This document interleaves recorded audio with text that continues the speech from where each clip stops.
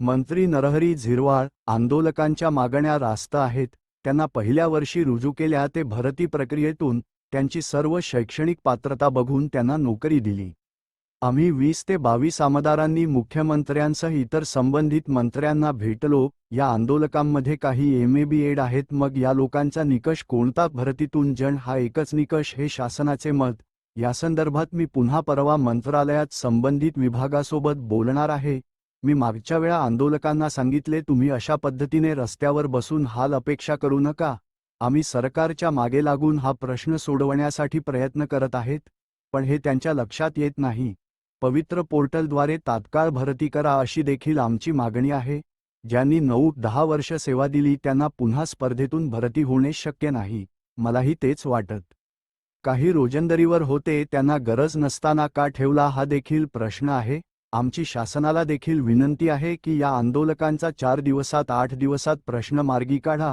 1.5 महिन्यांपासून शाळा सुरू झाली आहेत. विद्यार्थ्यांचे नुकसान होत आहे. आजही बऱ्याच शाळेवर वर्ग 10 आहे आणि शिक्षक 2 आहेत. अशा ठिकाणी शाळा कशा चालत असतील हा प्रश्नच. 10 वर्षांवरील आंदोलकांना मुदतवाढ दिली असून ते कामावर रुजू झाले आहे. सूरज चव्हाण, मला त्याची माहिती नाही. राजकीय विषयावर बोलण्यास टाळले. डेस्क न्यूज मराठी प्रतिनिधी एजाज शेख, नाशिक. आपण त्यांची भेट घेतली, काय चर्चा झाली, काय आश्वासन दिलं? चर्चा वगैरे मी तशी सगळे मला वाटते 5-7 आमदार मिळून इथे भेट घेतली होती.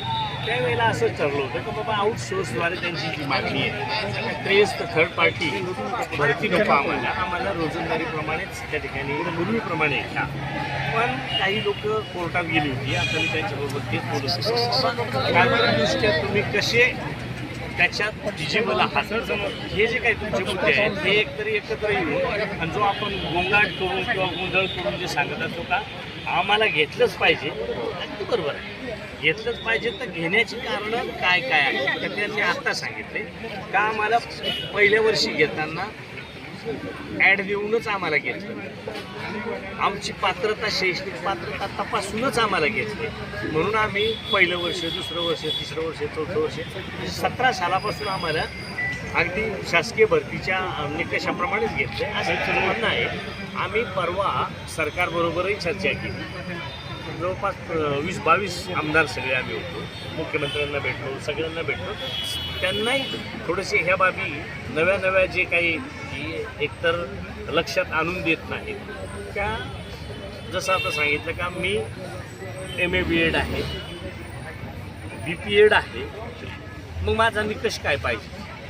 फक्त स्पर्धेतून जाणं हाच एक निकष आहे, हे शासनाचं मत आहे. तर त्या बाबतीत आपण शासनाला आम्ही विनंती करणार आहोत की बाबा परवाच मागच्या वेळेला मी यांना सांगितलं होतं का तुम्ही हे रस्त्यावर बसून असं चुकीचं प्रदर्शन म्हणण्यापेक्षा हाल अपेक्षा करून घेऊ नका. त्यापेक्षा आम्ही रोजच्या रोज त्या ठिकाणी सरकारच्या पाठीमागे लागून तुमचा मार्ग कसा मोकळा करता येईल या दृष्टीने प्रयत्न करते. परंतु त्यांच्या काही ते लक्षात अजूनही आलेलं नाही.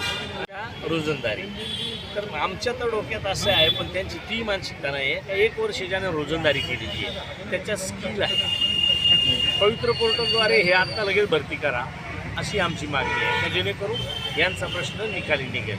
आता त्याच्यात 7-8, 8-8, 10-10 वर्ष, 9-9 वर्ष झाले. त्या 9-9 वर्षांच्या मुलांना पुन्हा स्पर्धेत येणं किती शक्य असेल असं बऱ्याच लोकांनाही वाटत नाही, मलाही तसं वाटत नाही. म्हणून त्याचा प्लस मायनस काही करता येतं का या दृष्टीनं प्रयत्न करायचा विचार करतो. क्लास 4च्या संदर्भातला जो विषय आहे, क्लास 4मध्ये आजची दिसणारी संख्या पण प्रत्यक्ष लागणारी माणसं ह्याच्यात तफावत आहे.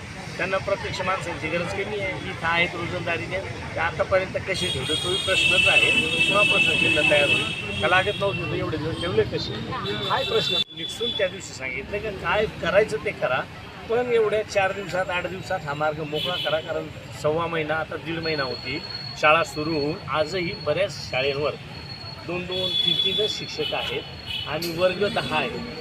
तेव्हा कशा पद्धतीनं शिक्षण होत असेल हा एक प्रश्न आहे. त्याच्यामुळं त्या पद्धतीनं आम्ही परवा परत बसू आणि शासनाची विनंती करू.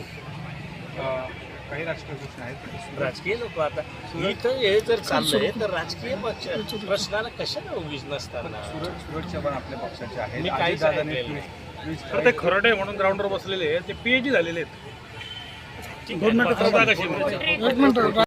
वरचे 10 वर्षाच्या वरचे मला वाटतं काल परवा 2-3 दिवसात प्रकल्प कार्यालयातून त्यांना आदेश केलं गेलं आणि ते शाळेवर गेले. धन्यवाद.